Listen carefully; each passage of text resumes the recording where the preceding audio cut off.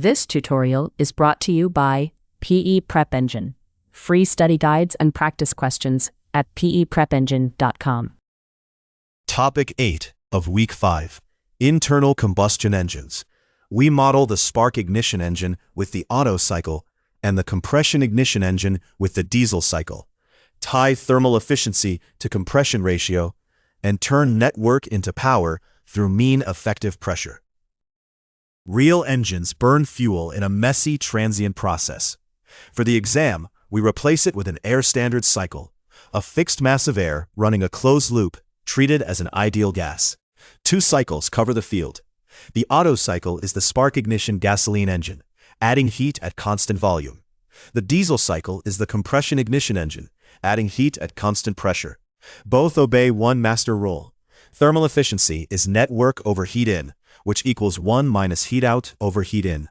When state points are given, fall back on this energy balance rather than memorizing every closed form. The Otto cycle adds heat at constant volume after an isentropic compression, and its efficiency collapses to one clean expression, 1 minus 1 over R to the K minus 1. Here R is the compression ratio, a ratio of volumes, V1 over V2, not a pressure ratio, and K is the specific heat ratio of the air. Efficiency climbs with compression ratio. Squeeze harder, waste less heat. The catch is physical. Gasoline knocks if compressed too far, capping real engines at roughly 8 to 11. Notice what's absent. Heat added, displacement, RPM. Otto efficiency is purely geometric. The diesel cycle injects fuel into hot compressed air, so heat is added at constant pressure as the piston begins to descend. The Handbook writes its efficiency through the cycle state energies. 1 minus the internal energy drop U4 minus U1 over the enthalpy rise H3 minus H2. Constant volume heat rejection shows up as that internal energy drop. Constant pressure heat addition as the enthalpy rise. At equal compression ratio, the cutoff makes diesel slightly less efficient than Otto. But compression ignition has no knock limit, so real diesels run 14 to 22, and that higher compression wins the efficiency back. It's the same master rule, just written for the diesel's 2 processes.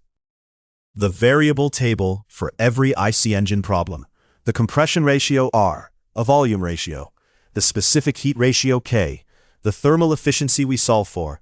Heat in and heat out from the energy balance. Net work per cycle. Displacement volume, the total swept volume of all cylinders. And mean effective pressure. The 2 pure ratios, R and K, set the efficiency. The work and volume rows turn that efficiency into a real pressure and a real power. Watch the displacement row. It's every cylinder, not one. An engine's pressure swings wildly through a cycle. Mean effective pressure replaces that with the single constant pressure that, acting over the displacement, would deliver the same net work. Net work over displacement volume. It's a size-independent yardstick for how hard an engine works per liter. Power then follows from MEP times displacement times how often the cycle fires. The key, a 4-stroke engine fires once every 2 revolutions, so divide the speed by 2. A 2-stroke fires every revolution. That factor of 2 is the single most missed step. Worked problem. A spark ignition engine modeled as an air standard Otto cycle. Compression ratio 9, with the cold air specific heat ratio for air. Find the cycle thermal efficiency. The plan?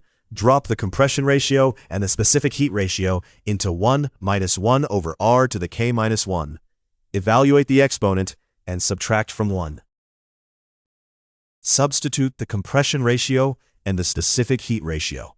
9 to the power 0.4 is about 2.408. Its reciprocal is about 0.415. Subtract from 1 and the efficiency is about 0.585. Roughly 59%. That's the ideal air standard ceiling. A real gasoline engine lands far lower, around 25 to 35%, from friction, heat loss, and the idealization. The closed form sets the ceiling, not the street number. Same engine, now sized. Each cycle nets 900 joules over a 1.5 liter displacement, running 4-stroke at 3000 RPM. Mean effective pressure is net work over displacement, 900 over 0.0015, 600 kilopascals. Firings per second, 4-stroke fires once per 2 revolutions, so 50 per second halved is 25. Power is network times 25, 22.5 kilowatts, about 30 horsepower. 6 bar of mean effective pressure is a believable naturally aspirated number. A quick sanity check that work and displacement were paired right. 4 traps. 1. Compression ratio is a volume ratio, V1 over V2, never a pressure ratio. The pressure ratio across the compression is R to the K, which is larger. 2. A 4-stroke fires once per 2 revolutions. Use speed over 2, or you double the power. 3. Mismatch displacement units. Convert to cubic meters and use all cylinders. 4. When state points are given, use the energy balance, 1 minus heat out over heat in. The closed forms only apply to their own idealized cycles. Bookmark the engine pages. The master rule. Efficiency is net work over heat in, 1 minus heat out over heat in.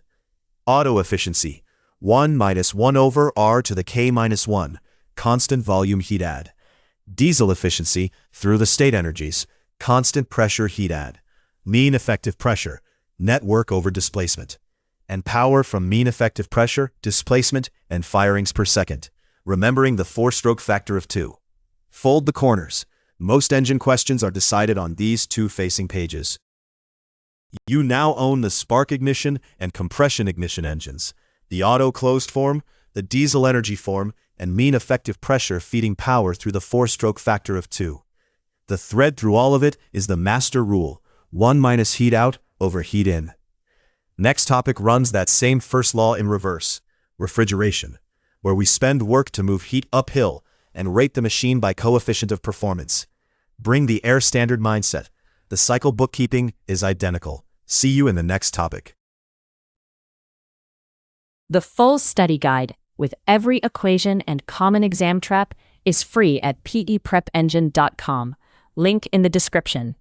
Machine design, HVAC, structural, civil, and electrical series are coming soon. Subscribe so you don't miss them.